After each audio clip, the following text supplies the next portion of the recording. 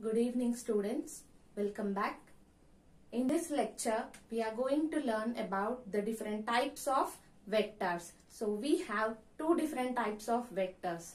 One is the mechanical vectors and the other one are the biological vectors.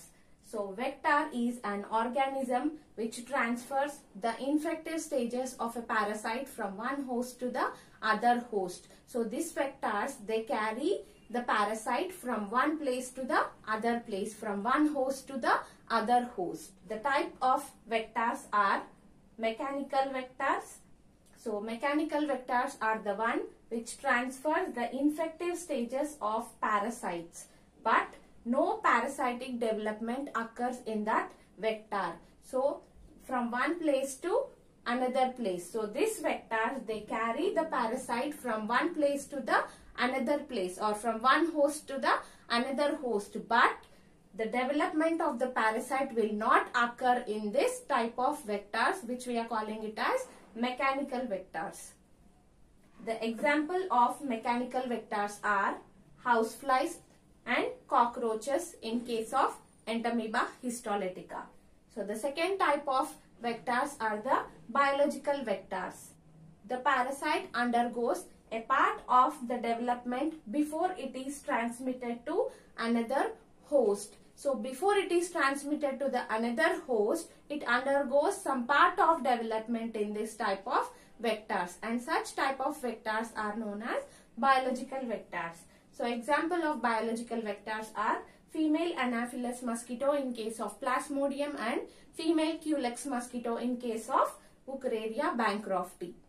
We are going to learn about parasitic adaptations, so which are shown by the parasite to resist themselves from the host. Parasites, they show some adaptations to the parasites show parasitic adaptations to meet the requirements and to lead a successful life. So here some parasites, they develop hooks, suckers and rostellum for anchoring. Anchoring means, so they have to attach to the host. They have to attach themselves to the host for their survival. So they develop these specialized organs called as hooks, suckers and rostellum. So example for such type of developments are shown in Taenia solium. So next, the intestinal parasites. So intestinal parasites are the parasites which live in the intestine. So they develop a protective cuticle to protect itself from the action of the digestive enzyme. So our digestive system, it produces a variety of digestive juices and digestive enzymes which are acidic or basic in nature. So here, to protect itself from the action of the enzymes of the host, the parasite will develop a protective cuticle. Example, Ascaris lumbricoides. Intestinal parasites. So again, the intestinal parasites will produce anti-enzymes to protect themselves against the action of the digestive enzymes of the host. So we have learned that the host will produce a variety of digestive enzymes,